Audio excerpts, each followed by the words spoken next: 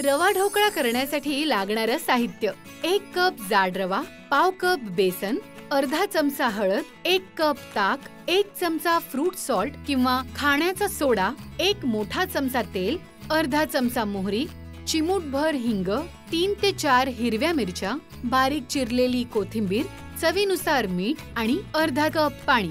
कढईत पाणी घालून झाकून त्याला उकळी काढून घ्यायची. आता रवा आणि बेसन एकत्र करून त्यात हळद, चवीनुसार मीठ आणि ताक घालून एकत्र ढवळून घ्यायचं आणि साधारण 15 ते 20 मिनिटं झाकून ठेवायचं. आता यात खाण्याचा सोडा घालायचा आणि तो ॲक्टिवेट करण्यासाठी थोडंसं पाणी घालून हे मिश्रण ढवळून घ्यायचं. आता बटर पेपर लावलेल्या ट्रेमध्ये हे बॅटर घालायचं. आता कढईत ठेवून मोठ्या आचेवर 15 ते 18 मिनिटं अशा प्रकारे ढोकळा वाफवून घ्यायचा. आता मोहरीची फोडणी करून त्यात हिंग आणि हिरव्या मिरच्या घालायच्या आणि ही खमंग फोडणी ढोकळ्यावर घालून आवडीप्रमाणे कोथिंबीर घालायची. झाला आपला रवा ढोकळा तयार. असं कोणीतरी म्हटलं आहे की चहाला वेळ नसते पण वेळेला चहा हवाच, त्यासाठी हा मसाला देखील हवाच. आज आपण चहाचा मसाला कसा बनवायचा ते बघणार आहोत.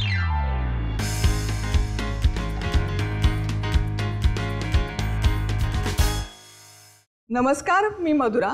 आज काय बनवूया या जगातील सर्वात कठीण प्रश्नाचं उत्तर सोपं करायला मी आली आहे. चला तर मग सुरुवात करूया. आज काय बनवूया? आज आपण ढोकळा कसा बनवायचा ते बघणार आहोत.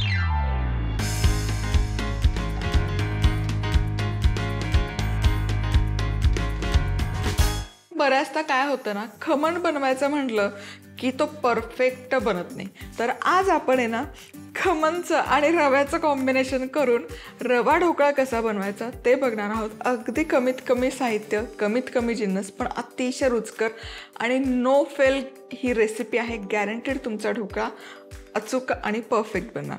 तर इथे घ्यायचं आहे 1 कप जाड रवा. जाड रवा शक्यतो घ्यायचा, बारीक रव्याचा नाही वापर करायचा.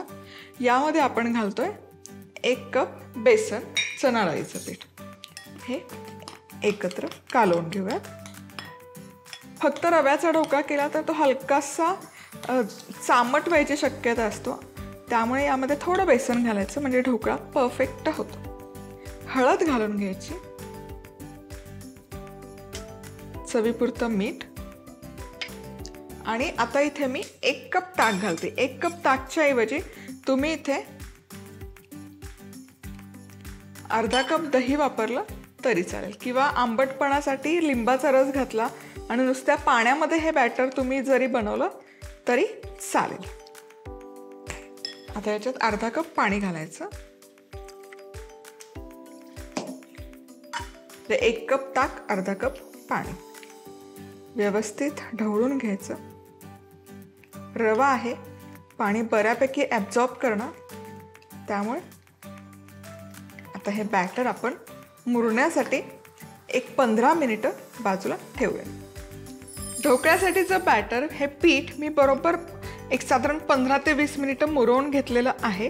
तुम्ही बघू शकाल, जेव्हा आपण यामध्ये ना पाणी आणि ताक घातलं तेव्हा खूप सैल वाटत होतं, पण जसं हे मुरलं तसं हे छान दाटसर झालेलं आहे. आता यामध्ये घालूयात 1 चमचा फ्रूट सॉल्ट आणि ते ॲक्टिवेट करण्यासाठी अगदी थोडंसं पाणी. सो तुम्ही खायचा सोडा अर्धा चमचा घातला तरी हा ढोकळा छान फुगतो आणि इवन चमचाभर बेकिंग पावडर घातली तरी पण तो तितकाच छान होतो चवीला. हा 6 इंचाचा डबा आहे बेकिंग ट्रे. खाली बटर पेपर लावला आहे म्हणजे ढोकळा छान निघतो, चिकटत नाही बेसला.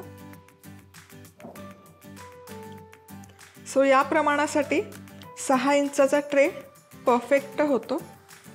आता हे हलकंसं टॅप करून घेऊयात ट्रे.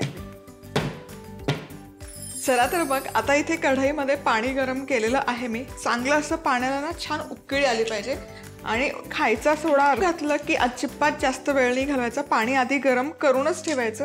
खाली एक जाळी ठेवते, त्यावर हा टीन आणि हाय हीटवरच 15 मिनिटं हा वाफवून घ्यायचा. 15 ते मॅक्स 18 मिनिटात तयार होतो. चला, इथे ढोकळा मस्तपैकी वाफवून घेतलेला आहे. आता चेक करूयात. वा, फक्त एक आहे ना सुरी अशी इन्सर्ट करून बघायची. सुरी क्लीन आली याचा अर्थ आपला ढोकळा छान झालेला आहे. आता हा काढून पूर्ण थंड करायचा आणि मग हा आपण डिमोल्ड करूया. ढोकळा इथे हलकासा थंड झालेला आहे. आता याचे एजेस आपण लूज करून घेऊया आणि एजेस लूज करून झाले की हे पीसेसमध्ये कट करूया.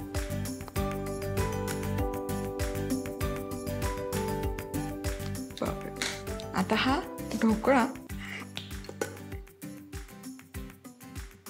वाह, खाली बटर पेपर लावल्यामुळे काय होतं ना, एकसारखा ढोकळा निघतो. तुम्ही बघा काय सुंदर झालेला आहे. परफेक्ट अशी जाळी आलेली आहे. अजूनही ढोकळा खूप गरम आहे. यावर घालूयात तडका. फोडणीसाठी चमचाभर तेल गरम केलेलं आहे. यामध्ये घालूयात मोहरी. मोहरी घातल्यावर गॅस करते बंद, कारण बऱ्यापैकी तेल गरम झालं, फोडणी करपू शकते. हिंग आणि हिरवी मिरची. हिरवी मिरची पोटामध्ये अशी फोडून घेतली, पोटात फोडून घ्यायची, नाहीतर काय होते तेलात फुटते ती. छान मिरची तळून घ्यायची. आता हा मस्त गरमागरम तडका घालूयात या ढोकळ्यावर. वाह,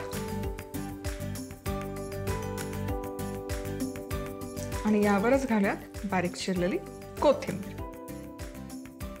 मस्तपैकी आपला हा रवा ढोकळा बनवून तयार आहे.